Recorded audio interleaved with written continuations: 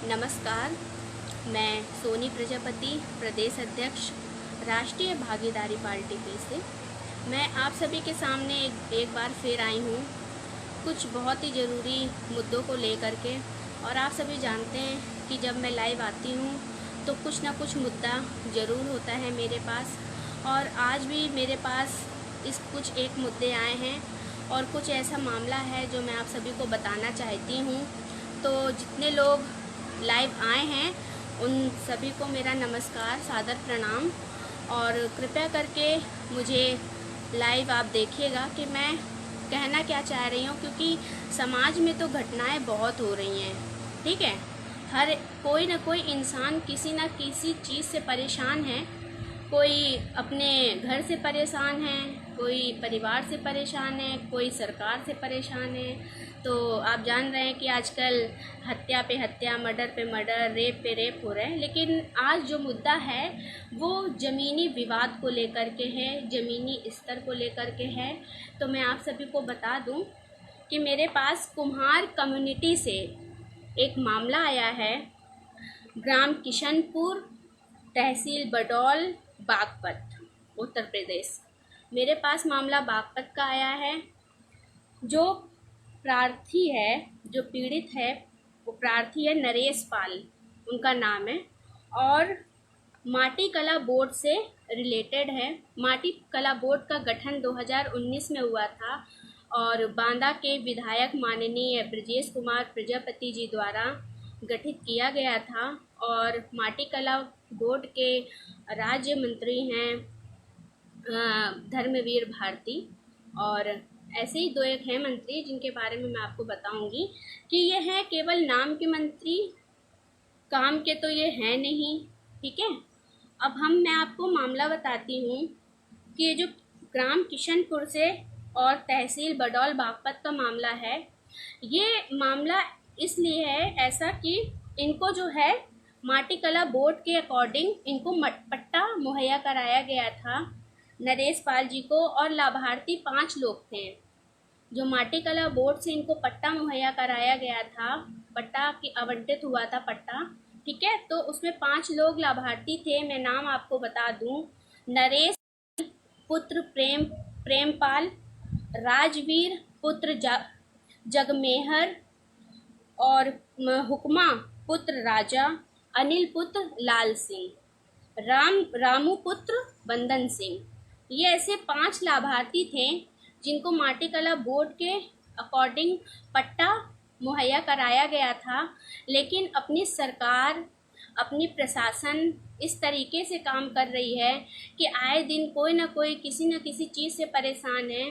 ठीक है, जब पट्टा इनको मुहैया कराया गया है, इनका 2019 में आवंटित हुआ था 28/6/2019। ठीक है, इनको 1 साल होने वाला है। इनका मतलब पट्टा आवंटन हुआ था। समस्या क्या है आप देखिए, एप्लीकेशन इनकी आई है कि पट्टे पर कब्जा दिलाने में सरकार नाकामयाब रही। ठीक है, अभी तक की तारीख में पट्टे की जानकारी खसरा संख्या 443 है, रकबा है 0.0240 इनका रकबा है। ठीक है, और नरेश पाल व अन्य लाभार्थी ने दिनांक 20/8/2019 को जिला अधिकारी बागपत को प्रार्थना पत्र दिया। ठीक है, पर कोई सुनवाई नहीं हुई है। जिला अधिकारी तक को एप्लीकेशन गई पर कोई सुनवाई नहीं हुई है। तो आप ही बताइए कि अगर पट्टा मुहैया है, पट्टा मतलब ज़मीन उनको दी गई थी माटी कला बोर्ड के उससे कि आप यहाँ पे आपका पट्टा आपको मुहैया कराया गया है, आप अपना काम मिट्टी का कर सकते हो, यहाँ से मिट्टी वगैरह खोद करके आप अपने बर्तन वगैरह जो बनाते हैं, कुम्हार कला जिसे बोलते हैं, तो वो चीज़ था। अब इनके पास ना ही तो पट्टा मिला, वो ज़मीन इनकी हड़प ली गई है। 5 लोग जो लाभार्थी थे उनकी ज़मीन हड़प ली गई है। और दिनांक 27/8/2019 को उन्होंने फिर एक प्रार्थना पत्र दिया राष्ट्रीय पिछड़ा वर्ग आयोग भारत सरकार को, इन्होंने दिया था।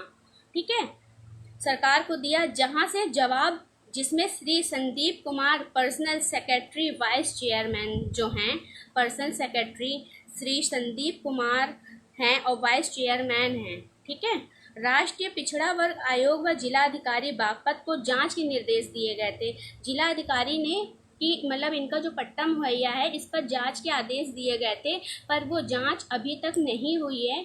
1 साल हो गए हैं और जांच अभी तक किसी ने नहीं करी है और अभी तक लाभार्थी बेरोजगार हैं। जब उनको ज़मीन उनकी हड़प ली गई है, जो पट्टा उनको मुहैया किया गया था, उनकी ज़मीन जो उनको दी गई थी, तो वो चीज़ जब हड़प ली गई है तो ना ही तो वो मिट्टी के बर्तन बना पाएंगे, ना मिट्टी का कोई काम कर पा रहे हैं, तो उनको बेरोजगार ही समझिए, वो बेरोजगार हो गए हैं। और शासन प्रशासन तक इन्होंने बात अपनी पहुंचाई, जिस पर कि सब चुप्पी साधे हुए, उन्होंने कोई निर्देश नहीं किया कि इस चीज़ की मतलब जानकारी ले या इसकी कार्रवाई करवाएं कि पट्टा क्यों नहीं इनको मिला। अगर 5 लाभार्थी थे और इनके नाम पट्टा आवंटित हुआ था तो इनको मिलना चाहिए था। इनके पट्टे पर भी कब्जा हो रखा हुआ है। 1 साल की बात हो रही है, ठीक है, जब ये माटी कला बोर्ड का गठन हुआ था, ये उस वक्त ये लाभार्थी हुए थे। ये 5 लाभार्थियों को पट्टा मुहैया कराया गया था। तो बेरोजगार है और पट्टे के अभाव में माटी कला का काम ठप पड़ा है। मतलब ये बोल रहे हैं कि मेरा जो है माटी कला का, जो हम लोग जिससे कमाते खाते हैं, मिट्टी का काम करते हैं, और अगर वो पट्टा या वो ज़मीन हमें नहीं मिलेगी तो हम लोग का वो काम नहीं हो पा रहा है। तो मैं आप सभी से ये कहना चाहती हूँ, अगर किसी की ज़मीन किसी ने लिया है, ख़रीदा है, तो हक कौन दे देता है इनको कब्जा करने का? सरकार जो है, अगर कोई गुहार लगा रहा है, कोई एप्लीकेशन जिला अधिकारी को दे रहा है, राष्ट्रीय पिछड़ा वर्ग आयोग को दे रहा है, ठीक है, वाइस चांसलर के पास वाइस चेयरमैन जो संदीप कुमार जी हैं, उन तक वो एप्लीकेशन गया, तो उन्होंने निर्देश अगर पास हुआ है, जिलाधिकारी ने निर्देश पास किया है, तो उस पर जांच पड़ताल क्यों नहीं हुई है? उनको पट्टे से उनको पट्टा क्यों नहीं दिया गया, मतलब उनको ज़मीन क्यों नहीं दी गई है? हाँ, ये ज़मीन का विवाद इस समय इतना बढ़ गया है कि ज़मीन कोई और लेता है, उस पर रजिस्ट्री 2-3 लोगों की रहती है, मतलब 420 का काम चल रहा है। मैं चाहती हूँ सरकार से कि ज़मीनी स्तर से जांच कराई जाए। जो ये अन्य ज़मीनों का मामला आ रहा है, इस पर भी गौर किया जाए, ठीक है। मोदी जी से मैं अनुरोध करती हूँ कि अगर वो देखें मेरी वीडियो, तो मैं जानती हूँ कि मेरी वीडियो अगर मैं लाइव आती हूँ तो वायरल ज़रूर होती है, क्योंकि मैं पॉइंट टू पॉइंट बात करती हूँ। मैं किसी पार्टी का वो विरोध नहीं करती, बस मैं काम की चर्चा करती हूँ। अगर जो भी पार्टी का काम अच्छा करेगी तो मैं उसकी प्रशंसा भी करती हूँ, लेकिन हाँ, जो जिस चीज़ में वो गलत है तो मैं उनको गलत कहूँगी, ठीक है। अगर बागपत का जो मामला है, उनको अगर पट्टा मुहैया नहीं कराया आपने, ठीक है, आपने आवंटित किया, उन्होंने पैसे भी लगाए, कोई फ्री में तो आपने दिया नहीं होगी ज़मीन उनको, तो उनका जो ज़मीन है उनको मिले। इन्होंने जो नरेश पाल जी हैं, किशनपुर के हैं नरेश पाल जी, इन्होंने धर्मवीर भारती जी से भी, जो हमारे धर्मवीर प्रजापति माटी कला के हैं, जो उनको भी एप्लीकेशन दिया। लोकेश कुमार प्रजापति तक का ये बात आई है, लेकिन कोई एक्शन नहीं है कि कम से कम इनकी मदद करें, है ना।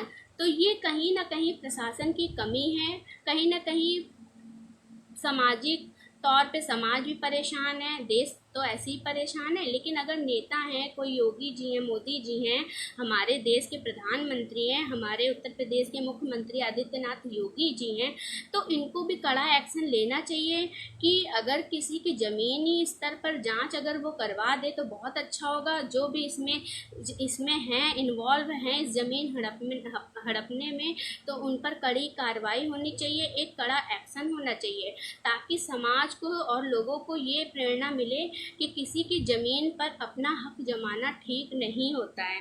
तो ऐसे ये बागपत का एक केस था, और एक मामला और आया है मेरे पास।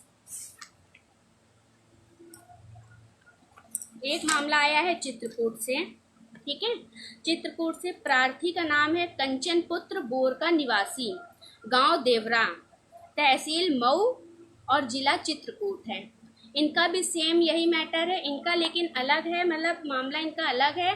ये भी कुम्हारी कला की भूमि पर गांव के दबंगों द्वारा जबरन गुंडई करके कब्जा किया है इनके निर्माण पे। मतलब कि इनका जो पट्टा मुहैया हुआ था, इनका भी पट्टा मुहैया हुआ था, मतलब ये भी प्रजापति हैं और ये अपने कुम्हारी कला करते हैं, मतलब बर्तन बनाते हैं, उसी से इनका जीवन यापन होता है। तो ये जो प्रार्थनी है कंचन पुत्र बोरका निवासी देवरा, तहसील मऊ, जिला चित्रकूट, ठीक है, ये यहाँ के निवासी हैं। तो प्रार्थी का, इन्होंने एप्लीकेशन मुझे भेजी है। प्रार्थी का परिवार कुम्हारी कला पर आश्रित है और मिट्टी के बर्तन बनाकर आजीविका चलाता है, मतलब मिट्टी का काम करके ही अपनी जीवन यापन करते हैं। ठीक है। सरकार द्वारा कुम्हारी कला के नाम पर ग्राम सभा की अराजी नंबर 249 रकबा 0.1790 है और 449 रकबा 0.0880, ये इनका मतलब संख्या है, पट्टे की ज़मीन है, रकबा है, दर्ज है। कागजात सरकारी श्रेणी 6.2 मतलब 6.2 में अंकित है, मतलब इनकी लिखा पढ़ी के साथ में इनका भी पट्टा आवंटित हुआ था। ठीक है। और ये उसमें काम करते थे, वहाँ से मिट्टी खोद करके और मिट्टी के काम करते थे, बर्तन वगैरह बनाते थे। तो प्रार्थी का परिवार इसी ज़मीन से ही उनका जीवन यापन होता था। ठीक है। मिट्टी निकाल कर बर्तन बनाते थे। उन्होंने लिखा, मुझे एप्लीकेशन भेजा है, किंतु गांव का कल्लू विश्वकर्मा, कोई कल्लू विश्वकर्मा है, पुत्र महेश व सुनील पुत्र कल्लू विश्वकर्मा गुंडई के, मतलब गुंडागिरी करके उनकी ज़मीन हड़प ली है। ठीक है। सुनील पुत्र कल्लू विश्वकर्मा के बल पर लेखपाल हल्का से 60 गांठ, मतलब इसमें जो है लेखपाल भी मिले हुए हैं। आप ये देखिए, जब यहाँ पे अधिकारी मिले हुए हैं तो फिर इनको न्याय कैसे मिलेगा, जब अपने ये जो लेखपाल ही इसमें इन्वॉल्व हैं कब्जा हथियाने में, किसी की ज़मीन हड़पने में, तो इनको न्याय कैसे मिलेगा, आप हमें बताइए। तो इन्होंने क्या लिखा है कि लेखपाल से 60 गांठ कर उपरुक्त कुम्हारी कला के नाम आवंटित अराजी पट्टा पक्का मकान बनाने के लिए पिलर खड़ा कर दिया है, मतलब जमीन इनकी है और खड़ा कर रहे हैं पिलर कल्लू उर्फ कल्लू विश्वकर्मा जी। ठीक है। ये देखिए, मतलब दूसरे की ज़मीन में आप कैसे कब्जा कर सकते हैं। हाँ, उसने ज़मीन खरीदी, उसने रजिस्ट्री करी, उसके नाम पट्टा मुहैया हुआ है, उसको सरकार द्वारा पट्टा मिला है माटी कला बोर्ड के अकॉर्डिंग। ठीक है। अब इसमें हड़प रहे हैं कल्लू विश्वकर्मा, और उसमें जो था बागपत वाले में, उसमें उनको पट्टा मिला पर वो अभी वंचित हैं। मतलब कहीं ना कहीं ज़मीनी स्तर पर जांच होनी चाहिए। ठीक है। हमारे जितने भी सरकार हैं, मोदी जी, योगी जी, अन्य जितने भी उच्च अधिकारी लोग मुझे देख रहे हैं, तो अगर मेरी ये बात आप समझ रहे हो, ठीक है, तो कम से कम अगर किसी की ज़मीन है तो उसको आप दिलाने में मदद करें। कि अगर कोई परेशान होकर के आपके पास आ रहा है एप्लीकेशन लेकर के, तो उसकी आप एप्लीकेशन देख करके ज़मीनी स्तर से जांच पड़ताल करवाएं। मैं ये चाहती हूँ। अब इसमें क्या है, इसमें जो है लेखपाल ही इन्वॉल्व हैं। देखिए, उन्होंने लिखा है कि लेखपाल से 60 गांठ कर उपरोक्त कुम्हारी कला के नाम आवंटित अराजी पट्टा पक्का मकान बनाने के लिए पिलर खड़ा कर लिया है। प्रार्थी मतलब प्रार्थनी ने 23/6/2020, यही 23 जून को इन्होंने उप जिला अधिकारी महोदय मऊ को प्रार्थना पत्र देकर जबरिया कब्जा करने से रोकने के लिए प्रार्थना पत्र दिया। उप जिलाधिकारी को भी इन्होंने प्रार्थना पत्र दिया है। ठीक है। उसके बाद में महोदया ने कहा, अब देखिए, अब यहाँ से इनकी बात सुनिए। जो उप जिलाधिकारी हैं निहायती बदतमीज किस्म के इंसान हैं। ठीक है। उन्होंने इनसे क्या बोला है कि महोदय ने कहा कि यहाँ से भाग जा, कोई ज़मीन तुझे नहीं मिलेगी। अब बताइए, कोई पीड़ित परिवार आपके पास आ रहा, आप उच्च अधिकारी हो, आप उप जिलाधिकारी हो और आपके पास एप्लीकेशन लेके वो आया है, तो आप उससे तू तड़ाक से आपने बात करी, हाँ, कि तू यहाँ से भाग जा, कोई ज़मीन तुझे नहीं मिलेगी, मतलब कि तुम इस ज़मीन में भी इन्वॉल्व हो। मतलब जो विश्वकर्मा जी ने कब्जा किया है, ठीक है, कल्लू विश्वकर्मा ने ज़मीन जो कब्जा किया है, उसमें मतलब कि आपकी भी 60 गांठ है, मतलब आप भी पैसे खा के बैठे हुए हो, इसीलिए तो उसको बोल रहे हो यहाँ से भाग जा। ठीक है। ज़मीन दिलाने का ठेका नहीं ले रखा। अरे ठेका तो आप ही को दिया गया, सरकार ने आपको उप जिलाधिकारी की पोस्ट दी है, पद दिया है, तो इसीलिए तो दिया है कि कोई पीड़ित परिवार अपनी समस्या लेकर के आ रहा है तो आप उसका निवारण करें, कि आप उसमें हुक्म जनाएंगे कि आप यहाँ से निकल जा, और मैं कोई ठेका नहीं लिया। अगर तुमने ठेका ही नहीं लिया तो कुर्सी छोड़ दो, क्यों बैठे उप जिलाधिकारी बन करके। हाँ, जितने भी माटी कला बोर्ड के लोग हैं, अगर मुझे देख रहे हैं, ठीक है, और मैं लोकेश कुमार प्रजापति जी और धर्मवीर भारती जी जो प्रजापति हैं, मैं उनसे बोलना चाहूँगी, धर्मवीर प्रजापति जी से, कि आप इस पर कड़ी से कड़ी कार्रवाई करिए, क्योंकि इन्होंने आपके पास भी व्हाट्सएप पे मैसेज किया था और आपने कोई आंसर नहीं दिया है।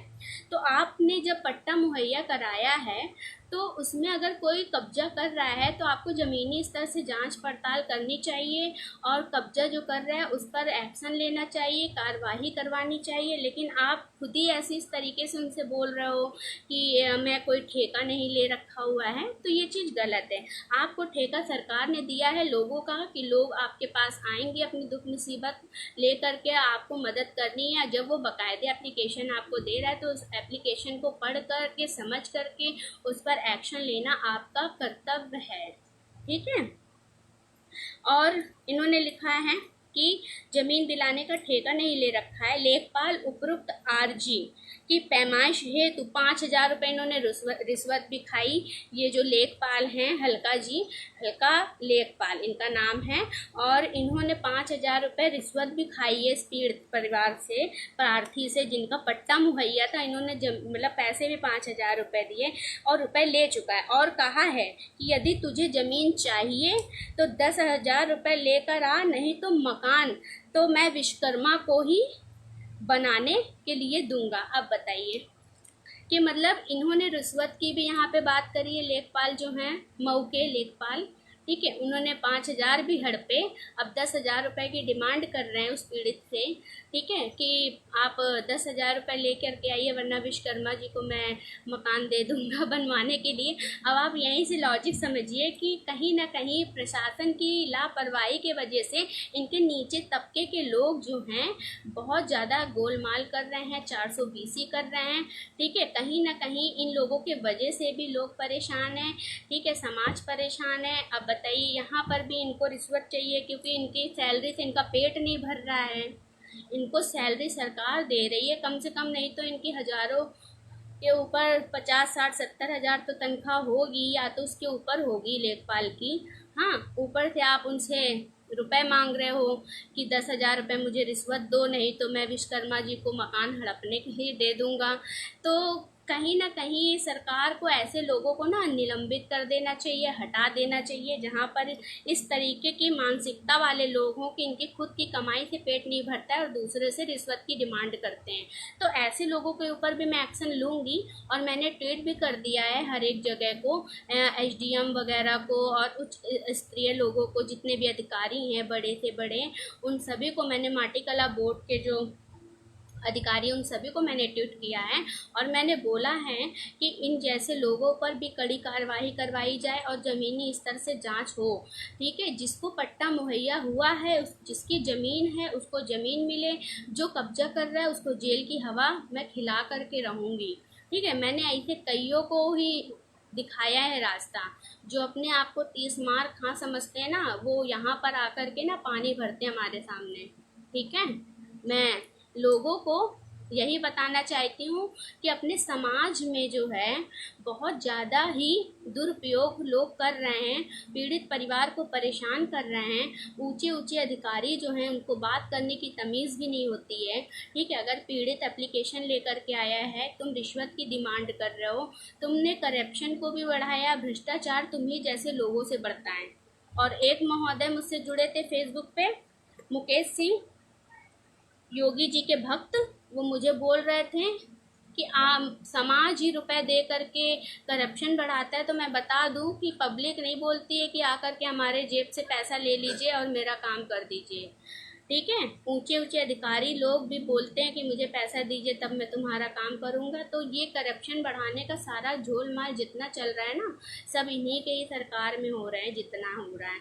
अगर मोदी जी देखें ना, अगर अपना फ्री टाइम कभी निकाल करके सोचे तो इनकी सरकार में, इनके सत्ता में और इनके सरकार राज्य में बहुत सारी हत्याएं और मर्डर अभी भी हो रहे हैं। जैसे मैंने अभी अपनी फेसबुक अकाउंट पे मैंने कई एक पोस्ट डाल रखा हुआ है। अब देखिए लोगों की ज़मीन के इतने मामले आ रहे हैं, इतने मामले आ रहे हैं कि एक तो जिसकी ज़मीन है उसको तो मिली नहीं, उस पर 2-2, 3-3 लोग हथिया रहे हैं ज़मीन।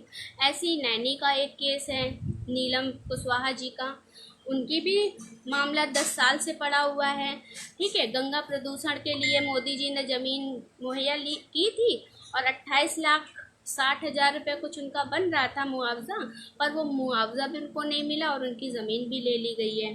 सन 2013 या 14 का उनका केस चल रहा है, वो भी 10 साल से अपनी लड़ाई लड़ रही हैं। हम ये बोल रहे हैं कि अगर किसी की ज़मीन है तो हक ज़मीन हड़पने का मौका कौन, मतलब किसको कौन दे देता है। ऐसे गिरधारी लाल प्रजापति का केस आया है करारी से, तो एक प्रधान ने उनका केस हड़प करके रखा हुआ है, उनका मतलब सॉरी ज़मीन हड़पी हुई है। हाँ, करारी का केस है। और प्रधान भी बताइए, गिरधारी लाल प्रजापति और प्रधान भी दिलीप कुमार प्रजापति हैं। अब ये देखिए, प्रजापति ही प्रजापति की ज़मीन हड़प रहे हैं। मतलब प्रधान होकर के तुम्हारे पास तो सरकार इतना पैसा दे रही है, गरीब का तुम ज़मीन हड़प रहे हो। ठीक है, अपना गेट, उसका गेट तुमने हटा करके अपना गेट लगा लिया, नकली दस्तावेज तुमने बना लिए। उसने मेरे पास सारे डॉक्यूमेंट भेजे हैं, अपना पावर ऑफ अटॉर्नी भी भेजा है, रजिस्ट्री भी भेजी है, खतौनी भी भेजा है। जब सारी खतौनी रजिस्ट्री उसके नाम पर है तो ये प्रधान ने कैसे 420 का कागज़ बना करके रखा हुआ है। इस पर भी मैं ज़मीनी स्तर पर जांच करवाऊंगी। ये भ्रष्टाचार बहुत हो रहा है, चोरी चमारी बहुत हो रही है, ठीक है, और हत्याएं, मर्डर, रेप इतना हो रखा हुआ है। लेकिन मोदी जी को कोरोना ना हो जाए तो इसलिए समाज में देख नहीं रहे, बाहर नहीं निकल रहे। अभी साधु संत पर हाथ उठता या उनके साथ अत्याचार होता तो सारे के सारे लोग खड़े हो जाते हैं। अभी कोई ऊंचे कास्ट के लोगों के साथ होता, ठाकुर ब्राह्मण के ऊपर, तो तुरंत योगी जी आ जाते हैं मुआवजा देने के लिए। देखिए, अपने समाज में बहुत सारे केस हो रहे हैं।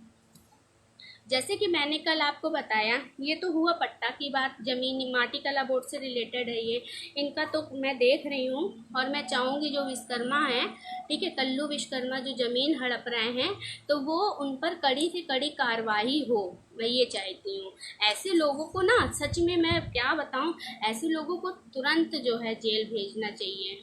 और इनको जेल की चक्की, जो पहले के होता था ना कि लोग जेल जाते थे और चक्की पे आटा पीसते थे, इनको वही काम देना चाहिए जेल के अंदर। इनकी ज़िंदगी को दूभर बना देना चाहिए, ताकि ये कभी अपने माइंड में ये ना सोच सकें कि एक गरीब की ज़मीन हड़पना कितना बड़ा अपराध है। आप अपनी कमाई से खरीदो ना, दूसरे की कमाई हुई संपत्ति पे आपका हक कैसे हो जाता है। और जो हड़पता है उसका सपोर्ट ऐसे अधिकारी, ऐसे उप जिलाधिकारी, लेखपाल, एक से एक उच्च अधिकारी के मंत्रीगण इन्वॉल्व होते हैं, क्योंकि उनको ये मिला होता है, उनको रुपए मिले होते हैं, घूस मिला होता है। मतलब उनकी खुद की कमाई से तो उनका पेट भरना नहीं है, वो अपनी कमाई से तो कुछ कर नहीं पाएंगे, तो दूसरे की कमाई से उसको करेंगे, है ना। तो मैं यही कहना चाहूँगी कि भ्रष्टाचार अपने समाज में बहुत हो रहा है और हम सबको आवाज़ उठानी है।